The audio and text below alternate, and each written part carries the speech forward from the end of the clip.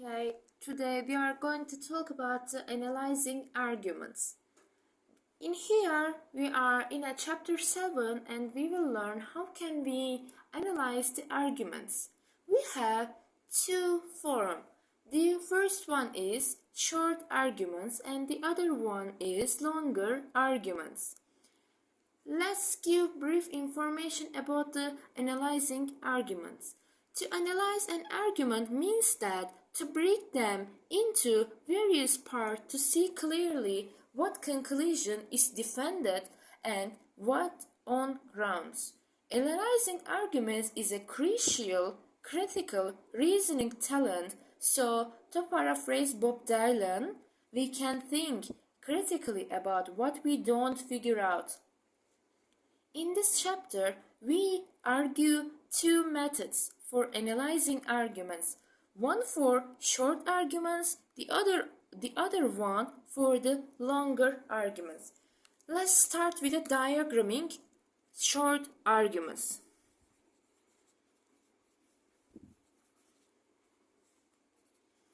Diagramming short arguments. In here, we will see literally so short sentence and we will understand quick and easily way. Diagramming is a quick and easy way to analyze relatively short arguments. For example, in this section, we will give you an example for better understanding. Okay, I have written the example for you. In the first read, we will looking for indicators for this in this line. Our first circle is about the because. Okay, we found it, the because. And later, in the second way, we will number them.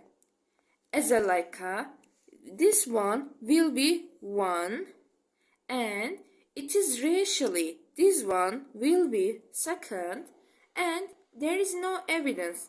This will be for third and the last one innocent people. This one will be fourth one. Okay. Finally, using arrows to mean is offered as evidence for create a kind of flow chart that indicates relationship of arguments supports argumentative support. Okay, in here we can draw a tree like a 2, 3, 4, 2, 3 and 4 like this. And in here, in this argument, each of three premises provides independent support for the conclusion. A premise provides independent support for a conclusion when it provides separate, freestanding reason for accepting the conclusion. More precisely, a premise provides independent support. Premises provides independent support. Okay, we understand this. We symbolize this relationship of independent support by drawing arrows from each of three premises. Okay, we can understand from this line, these are our premises. Okay, these are our premises. Okay, what should we understand from the premise? Premise is like how, for example, you are talking right now and you are arguing with someone and you are trying to say something to support your ideas, and it is your idea, and you have to support your idea with the help of thanks to your premises. Okay, in diagramming short arguments, there should be there must be a lot of premises, and it is our actual argument. I don't know how can I call them, but I guess I can call it like this: actual argument. Okay, and every member okay, in here it is our actual argument, and the other ones 2, 3 and 4 our premises. Okay, let's go on with another example. Okay, Sometimes your premises becomes independently, but sometimes your premises are like a linked support for the conclusion. When amount of support it provides, it will be weakened or destroyed by the removal or some other premise in the argument. We symbolize this kind of relationship, linked support, by underlining the linked premises and putting plus sign between them. Thus, so the argument above can be diagramming as follows, like this. Okay, first of all, I will arrow you like this kind of thing, and then I will give you example which can be example for this. Okay, in here they are actually provide each other. This is linked support. Linked support. Okay, we understood this. And here is example. Every member of a fluid association is more than 50 years old. This is our first. Okay.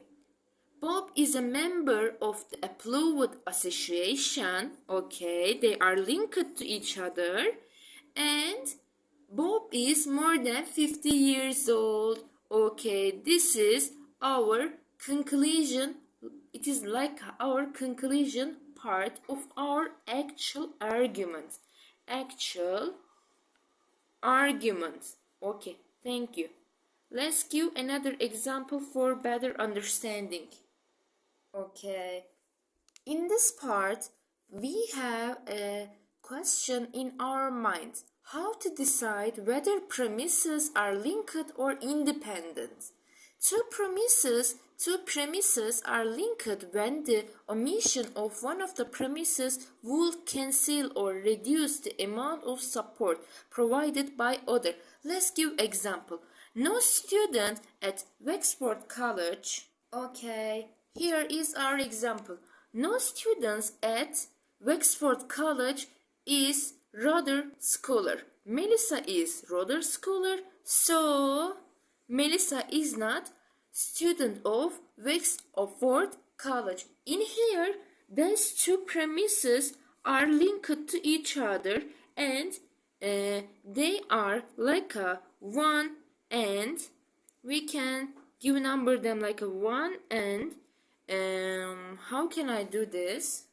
Okay, the example is still same. You will looking for a conjunctions, and your conjunctions your conjunction will be your last part. 1 plus 2 becomes like this 3. Okay, because they are linked to each other. And let's look at independent premises. Okay, Nick doesn't own a car. Okay, I will write example for you. Okay, here our example.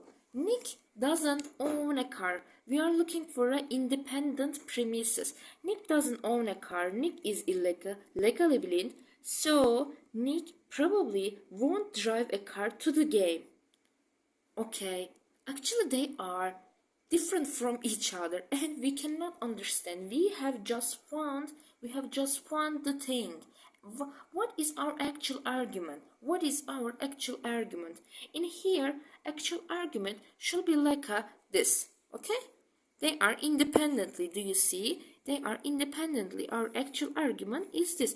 In here, what was our actual argument? That penalty should be abolished. What should we do? Nick doesn't own a car. Nick probably wants the car to game. Okay, these are our independent premises, and it is our actual argument. What is our actual argument in independent time? The premises are linked because in here the premises are linked because the amount of support provided by one of the premises would be reduced if other premises were omitted. Similarly, two premises are independent if neither premise would be lost or lose any power to support the conclusion if the other premise were removed. Okay, in here we can understand this part. This part will be like Nick doesn't own a car. we should write something like this. There are two premises and there should be numbers.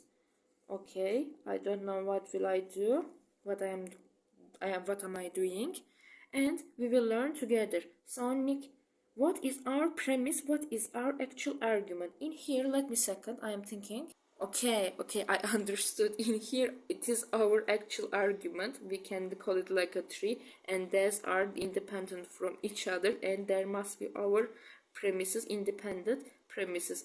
It is actually too easy for understanding. By I have arrived from my job right now, and my brain is so full right now. I am trying to understand what am I doing, but I will do this. I am believing myself.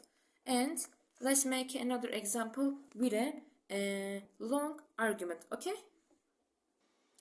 let's go on with the summarizing longer arguments. In here, I am so happy because this topic is my favorite. Paraphrasing. Paraphrasing is like a detailed restatement of a passage using different words and phrases. A good paraphrase is accurate, clear, concise, and clearly. And let's look at 4 qualities of the good paraphrasing. What we should understand from the paraphrasing, I will give you some examples. Okay, in here, paraphrasing is literally a good thing for the English language teaching, and it is actually shows your language ability, language capability. For example, I met with someone last night. How can I tell this sentence by using other kind of phrases, verbs, nouns, but making it more similar like it. And I have written something for you. Someone has entered my life previous evening. They have similar, actually they have same meaning. Let's look at a good paraphrasing. How can we do a good paraphrase? And it is qualities. The first one, a good paraphrase is accurate. What is the meaning of accurate? Accuracy. Okay, accuracy. We can write it like a accuracy. We are looking for in good paraphrasing accuracy. Accuracy means that if you are the first virtue of good paraphrase is this, it is accurate. An accurate paraphrase is faithful on author's intended meaning. It reproduces that meaning fairly without any distortion. For example, we can think like okay, in here the thing that you need to understand, we should write some kind of things like a good or successful paraphrase should be accurate. You are an English teacher and you know the meaning of the accurate in a language. Okay, let's look at the good paraphrase is clear. Clarity. Clear. What is the meaning of clear? And we are looking for something. The patient. I will give you an example. Clarity is so important for the good paraphrase. Arguments are often expressed in language that is needlessly wordy or confusing. Because one of the basic aims of an argument summary is to clarify. Okay, we can write a clarify. Clarify what an argument is saying. It is often necessary to translate complex or confusing language into language that is easier to understand. Here is one example. The patient exhibited symptoms of edema in the OP region and an abrasion the left patella. I didn't understand. I didn't understand anything from this line, and I need to make a paraphrasing in here. I can make it more clear for understanding like the patient had a bump on the back of his head and scrape on his left knee. I have changed left knee as a left patella. Okay, If you are not doctor, if you are not belonging to this sector, you cannot understand what are they saying. Okay, what should we understand? Good paraphrasing should be more and more clear. Okay, let's talk about the concise. Concise. Okay. Okay, let's talk about the concise. A good summary captures the essence of an argument. It strips away all the irrelevant or unimportant details and puts the key points of the argument in a nutshell. To lay bare the essence of an argument, it is often necessary to paraphrase portions that can be stated more briefly than they are by the author. Here is example.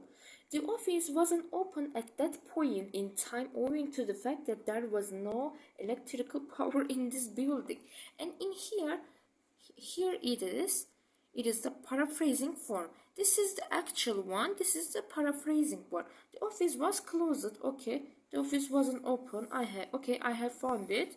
Then there was no electricity. There was no electric power in the building. Okay.